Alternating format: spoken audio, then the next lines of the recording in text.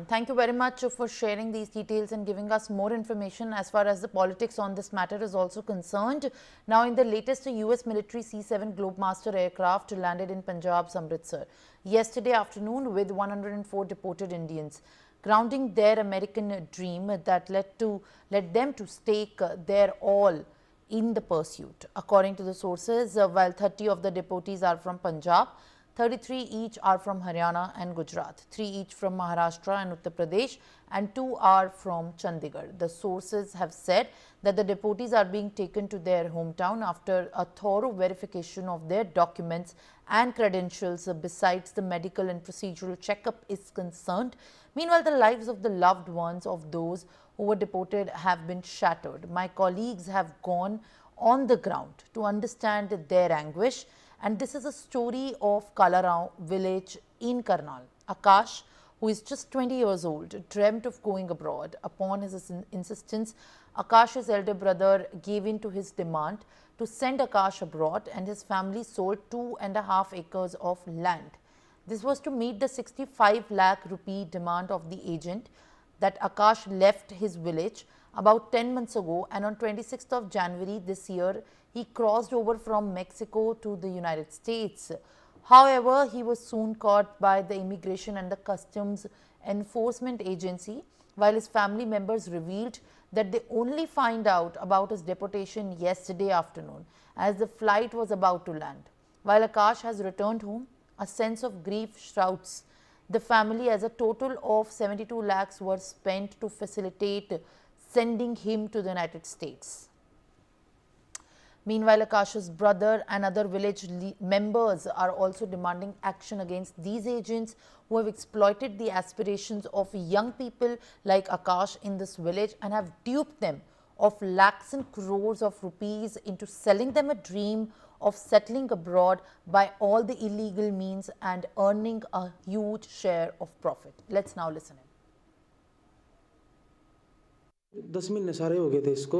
मैं जंगल मैंने गया था। ये 26 तारीख को अमेरिका में एंटर होया था, तो उस टाइम में आज 9 दिन सारे हो गए इसको। तो मेरे पास तो कल फ़ोन आया, सरपंच अन्नू राणा भाई है, भाई ऐसे करके डिपोर्ट हो गया। मगर मेरे को तो नहीं पता भाई इस बारे में ना। फिर मैंने लिस्ट मंगवाई, लिस्ट में देखा भाई ये तो 20 साल का है भाई, महानकाश हरियाणा से। मगर तो नाम मारे लगता है लड़का। फिर भी मेरे को विश्वास नहीं हुआ। तो जैसे शाम को 6 बजे मैंने उसके नंबर पे कॉल की तो उसका फ़ोन मिल गया। वैसे बंद था फ़ोन उसका, तो मिल गया।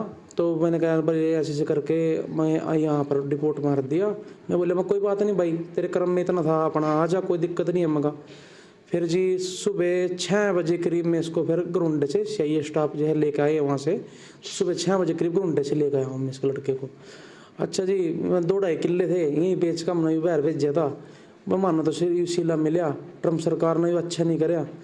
अच्छा जी, फिर दूसरी बात घर की स्थिति है, मम्मी भी हालत मतलब बीबी की मरीज है, वो भी सुबह से ही पता लगे खाट पे ही पड़ी है हमें। बस कहने का मतलब ये सर ये है, बस हम तो धरती में ही लग ले जी। कहने का मतलब ये है पिताजी 2006 में एक्सपायर हो गए थे, कैंसर की वजह से उनका कैंसर था। बस उसके बाद सारा काम दाम मैंने अपना आप ही थामिया था।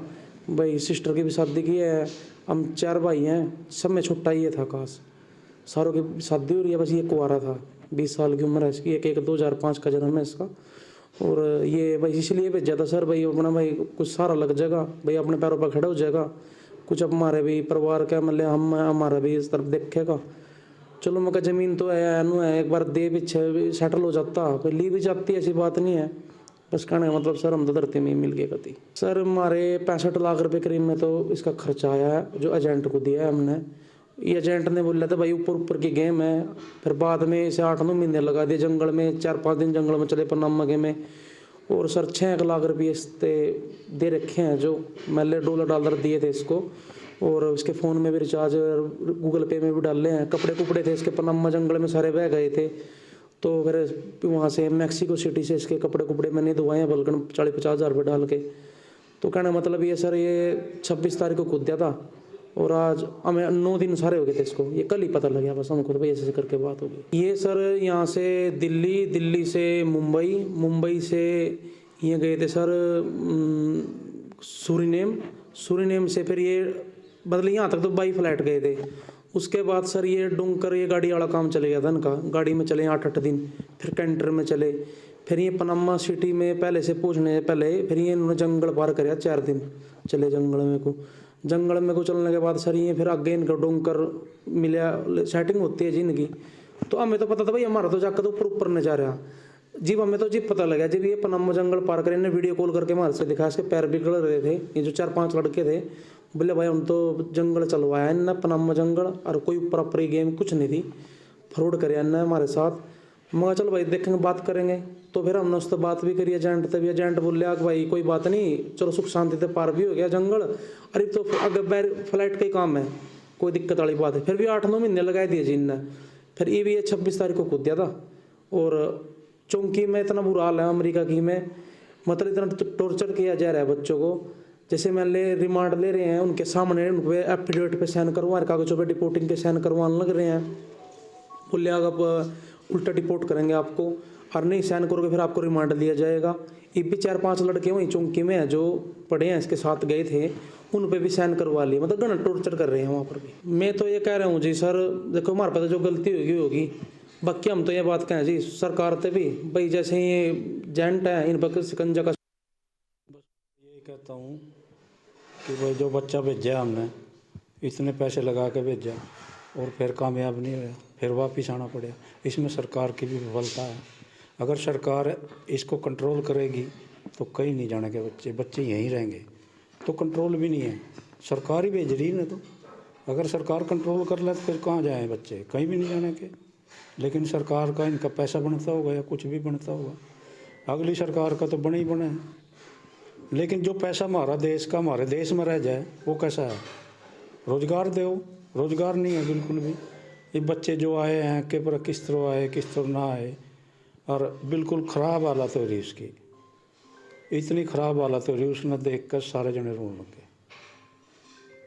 हम तो क्या चाहते हैं? हम ये चाहते हैं कि ये बच्चे दूसरे देश में ना जाएं और अपने देश में काम करें, और सरकार को भी ये चेतावनी देते हैं कि भाई सरकार अपने ही राज्य में अपने ही देश में काम देवे, जो कि बच्चे ना जावे। ये 40-40 लाख रुपये दे के और आगे जाएंगे, 40 लाख अपने आप ले लो तुम, काम देवे ना।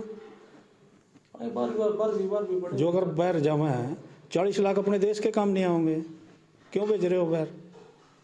ये चलो उसके मैरो भेज दिए भाई वहाँ ज़्यादा पैसे मिले, पूरे पैसे दिखा दें का, अगर भाई इतने पैसे मिल रहे, फिर बच्चे ऐसे हो जाएं। आज सुबह वापस आया? हाँ आज सुबह वापस आया। ठीक है, तबीयत ठीक है? तबीयत ठीक नहीं है जी, उसके पैर पूर से ख़राब है बिल्कुल।